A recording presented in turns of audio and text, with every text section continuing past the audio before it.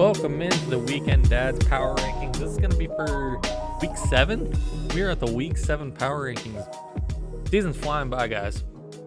But I mean, we had a lot go down this past week. A lot of trades. I think there was like 2 or 3 trades, one of them involving the Bebop and Baby Bears. Big move for Austin Eckler. There's been a lot of injuries, a lot of shakeups. This is the week 7 bye week from hell for a lot of teams.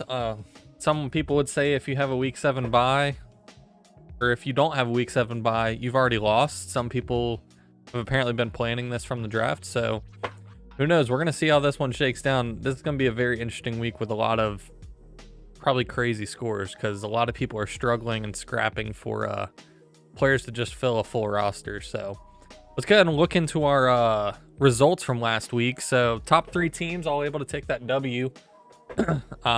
We also had the Gibsons able to get their second win, along with the Chinchillas, rebranded Piss Boys, able to get their second wins on the season. So exciting stuff going on there. These top 3 teams, they're starting to pull away a little bit from the rest of the league. So still a long way to go. We'll see what's kind of able to happen for the rest of the season, but let's go ahead and move into the rankings. So coming in at number 10, going to be Team Tots. So after climbing up, I think they were 8 2 weeks ago or so, falling back down to 10, and him and Colin just really seem to be scrapping for those bottom positions, kind of overtaking each other and hopping up and down, whatever it may be. But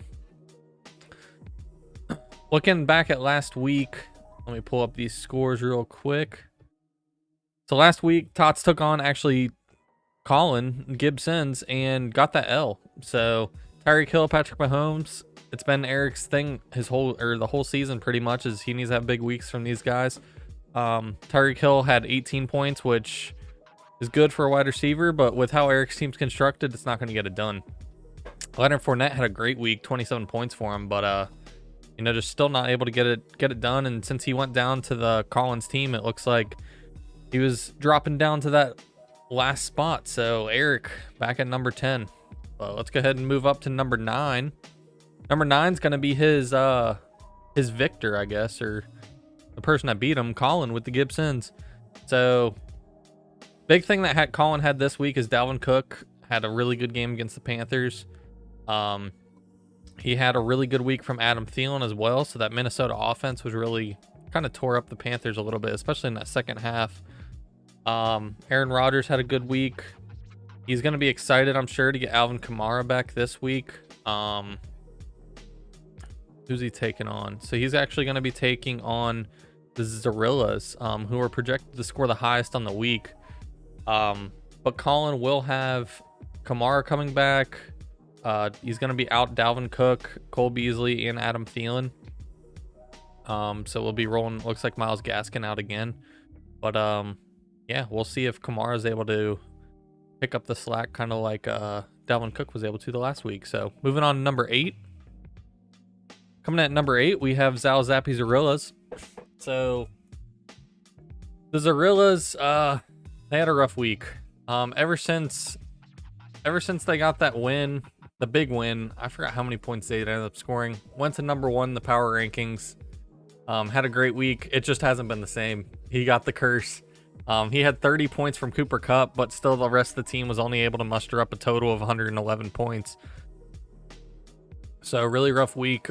Dropping to the cardboard Hippos. Coming up this week, he's got number 9 Gibson. So we'll have to see if he's able to kind of pull it back together, start fighting back towards 500 and try to climb back up these power rankings, climb back up the standings. So coming at number 7, we got Booty Pebbles. So Mark's going to drop another spot, despite being 4-2. He did lose last week to the father of the Mags, failed to break 100 points. And I believe the stat that we heard in the Discord was Mark hasn't broken like 110 points or something the past 3 weeks. Ever since his bench got pointed out for the lack of depth he really has, or just like, it's just all backup running backs and he's hoping for injury of starting running backs to be able to have any like depth really. Ever since that got pointed out, Mark's just been dive bombing, it seems like, in the rankings, but we know he's extremely comfortable here at 7. He actually prefers to be in the second half of the power rankings as opposed to more towards the top. So we'll see if he's able to kind of do his thing like he did last season, where he just kind of hangs out around 500, just really quietly makes his way into the playoffs somehow, and then gets absolutely obliterated in the first round. So they'll be taking on the Nutcrackers this week, who I've also been struggling. I want to look in here real quick and see what bye weeks we have going on. So Nutcrackers are hit hard with bye weeks, so Mark might have a little bit easier of a matchup. His big issue, though, is that Nick Chubb's hurt, Russell Wilson's hurt, Michael Gallup's hurt, CEH is hurt. So it looks like he'll be starting Chuba and JD McKissick. So he did pick up Hunter Henry, the Bebop and Baby Bear scraps off waivers, but that'll be an interesting matchup. Probably be low scoring just because Austin's known to score low and Mark's team has not been scoring high recently. So we'll see how that is able to shake out. So coming in at number 6, we're going to have the Nutcrackers. So we have a lot of matchups that are really close here. You could see a lot of flipping in the next week's power rankings depending on the results of these upcoming games. But so last week, Nutcrackers took on the Piss Boys. Only scored 98 points. The running backs have looked really good for the Nutcrackers, but wide receiver has just been an issue. So this past week, they did actually make a trade. It was Tyler Boyd and Austin Eckler for Calvin Ridley and Chase Edmonds. So they got rid of a little bit of their running back depth that they had with Najee Harris, James Robinson, DeAndre Swift, and formerly Austin Eckler, to get Calvin Ridley and hopefully get a little bit of production out of those wide receivers. Be interested to see how that kind of ends up working out for the Nutcrackers. I know personally I'm excited to get rid of the Falcons stack that I had with Kyle Pitts and Calvin Ridley, because I was hoping on a bad team in the Falcons to score a lot of points every week to be able to support both those players, and it wasn't going well for me. But like I said before, this week the Nutcrackers will be taking on the Booty Pebbles. That'll be an important matchup here at the bottom or middle, I guess, of the power rankings. Kind of see how that shakes out. So moving on to number 5, we have the Piss Boys with their old cheeky chinchilla picture. Rest in peace, Chinchillas. And I mean, they had a huge week this past week. Big win over the Nutcrackers. The receivers finally hit, except AJ Brown, really. AJ Brown only had 12, which I guess is still pretty good for a receiver, but it's not what he wants. But Stephon Diggs 19, CeeDee Lamb 32, including that game-winning long touchdown he had. DeAndre Hopkins had 19. Dak Prescott 27, Darrell Henderson 23. Madison only scored 1, but it didn't really matter. He scored 160 points on the week.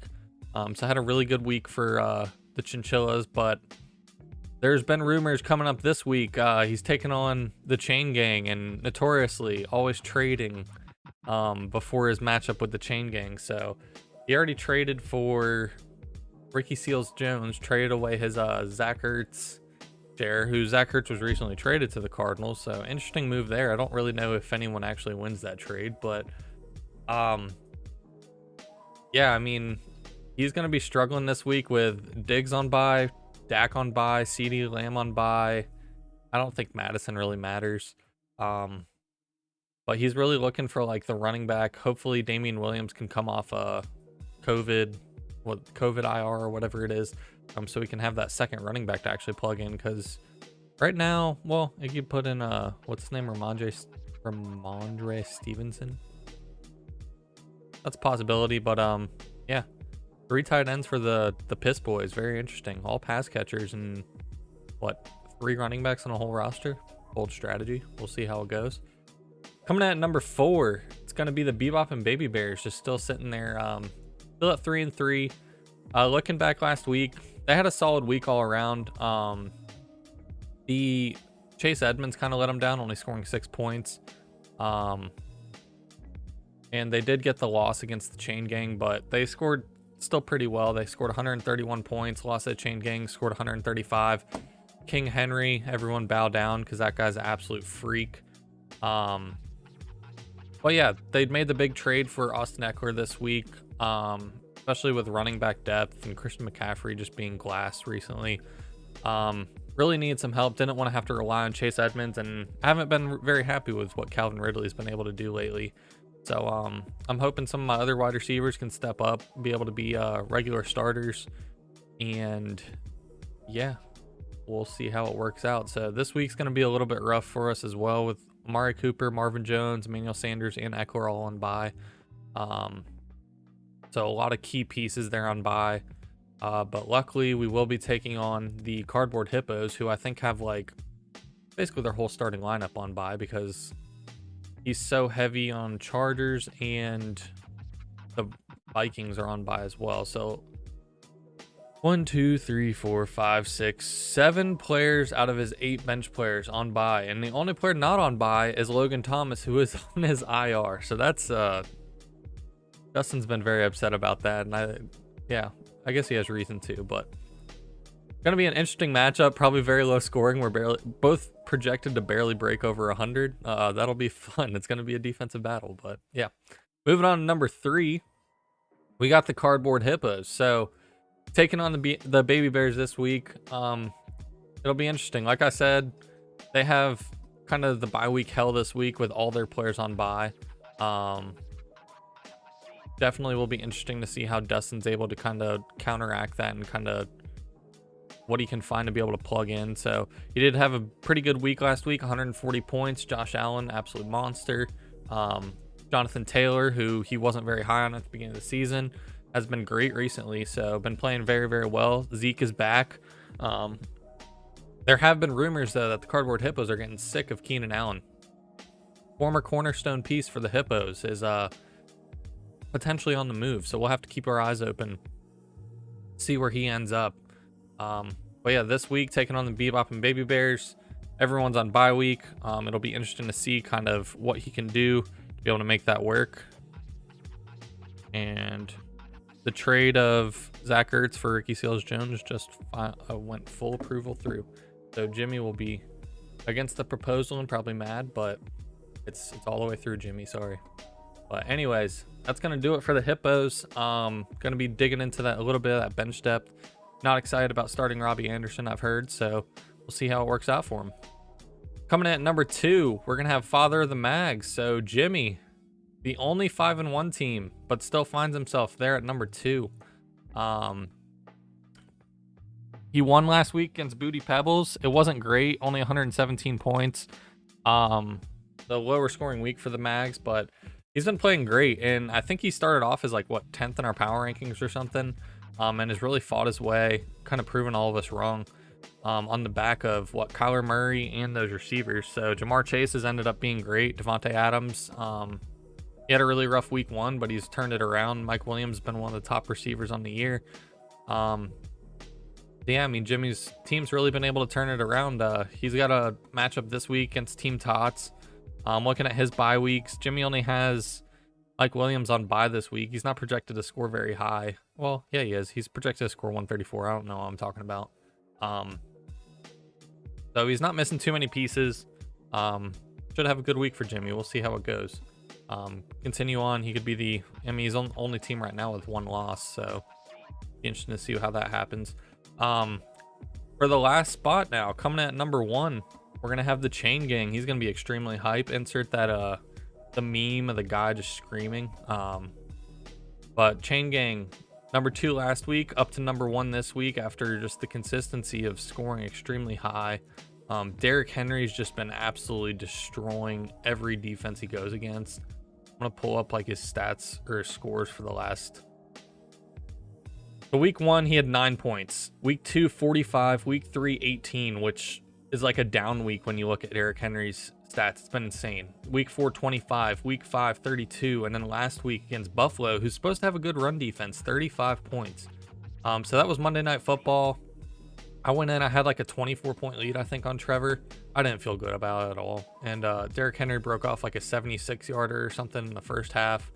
And then just kept pounding it the rest of the game. And that was depressing. It was just a slow, it wasn't slow at all, I guess. I was just watching Derrick Henry destroy my team drive after drive. But we hated on Trevor's team in the beginning as well. And it's really, I think it had a rough like maybe first 2 weeks or so. But it's really turned around. Antonio Brown has been an extreme. Well, Antonio Brown and Devontae Smith, I'll say, have both been extremely good finds for him from the draft. Antonio Brown, honestly, when he's on the field, he looks like the Bucs' #1 receiver. He's just not on the field as much as other receivers. Kind of crazy. But when he is on the field, he's getting the ball and he's usually getting it pretty deep as well. So he's been a monster for him. Cordero Patterson, great pickup by Trevor. And then Derrick Henry really has been the story of the season. A lot of people were picking him to be a bust or not thinking he would have as good of a season, but he's been, like I was showing before, an absolute monster. But yeah, he'll be taking on Piss Boys this week, which I know he's afraid of the trade that's going to happen right before the start of the games probably. So what is it? It's Thursday. There's still time for a trade before Sunday would happen or something. I don't think Jason wants to touch the Thursday night game at all, but we'll be taking on Piss Boys, and we'll see how it goes. If Trevor can hold on to this #1 spot despite the curse that seems to be happening from being in #1 in the power rankings. But that's going to take us on to not Wolfie's game of the week. This week, it's Pikachu's game of the week. So week 7, Pikachu's game of the week revealed as Cardboard Hippos versus the Bebop and Baby Bears. So this is going to be the bye week bowl. Both teams extremely impacted by either bye weeks or injuries. Dustin's whole team's on bye. And yeah, this should be a pretty tight one. I think it's going to be interesting to see who picked up kind of the right players or whose bench is able to produce. So we'll really see how this one's going to turn out. But that's going to wrap up our power rankings for week 7. Leave a comment. Wolfie, I'm sorry that you didn't get to do your game of the week, but that's what happens when you're late. And yeah, we will see you guys next week. Thanks for tuning in. Goodbye.